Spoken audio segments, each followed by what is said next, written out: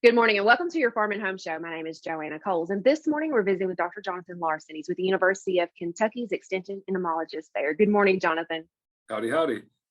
Well, Jonathan, every year it seems like ticks we notice them a little bit earlier every time. And this year is no different. We had calls early on about ticks, and ticks are active, and we probably need to be taking some precautions. Absolutely. Unfortunately, in Kentucky, we're really almost never free from ticks, it seems like. It's almost always tick-tock, tick time in the bluegrass. And that has to do with the variety of species that we have here. So we have three main species that live in Kentucky that bother humans and pets. That's the black-legged deer tick, the Lone Star tick, and the American dog tick. The black-legged deer tick is the one that can be active in the winter as an adult, any day above freezing. The other ones are more active as adults, sort of starting in the spring and then going into about August or September. So there's always some out there kind of lurking. Even if you're going outside just to weed in your garden or just kind of take a stroll around in a park, I would highly encourage you to do a tick check when you come in.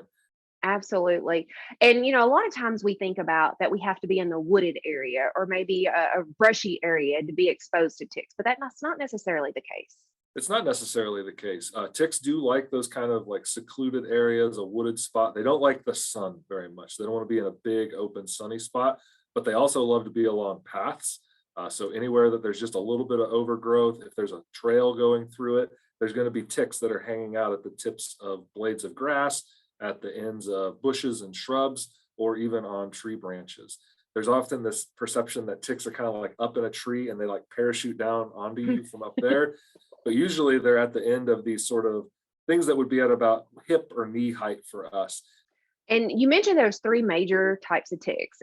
Do each one of them have different hosts or are pretty much the same?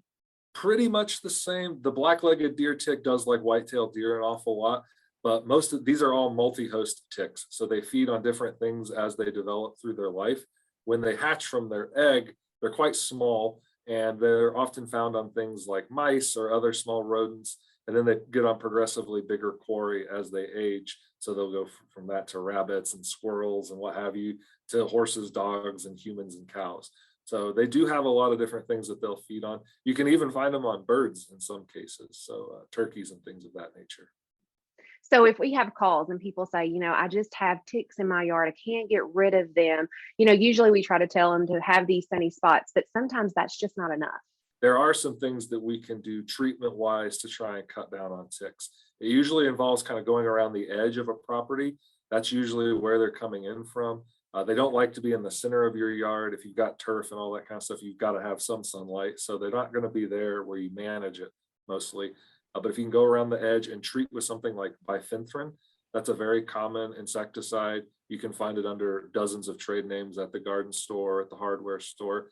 And when you put that down, the ticks will encounter it and it'll kill them. You'll have to put it down maybe a couple of times over a growing season. It only lasts for probably 3 or 4 weeks, depending on the weather. But that is one option that's out on the market. Ticks do love to get on animals like our dogs and our cats. And if they're not treated, they can feed on those animals. Even if they are treated, they can actually drag them in from the wild areas or drag them even into your bed. We've had multiple samples of people, they sleep with their favorite dog, but Fluffy has tick medication.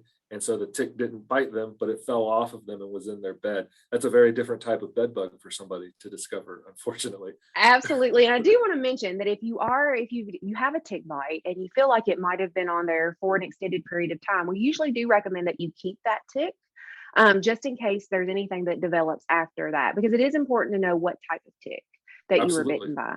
Yes, the different ticks have different pathogens that they can vector from wildlife reservoirs into us. The black-legged deer tick, for example, is the only known vector for Lyme disease in this state. The others can be associated with things like Rocky Mountain spotted fever, the Lone Star tick and the American dog tick, and tularemia. There's a whole laundry list of diseases we could talk about. Absolutely. Well, we encourage people to get out and enjoy the outdoors, but make sure that you keep yourself safe and your pets safe from ticks. Jonathan, certainly appreciate you visiting with us today.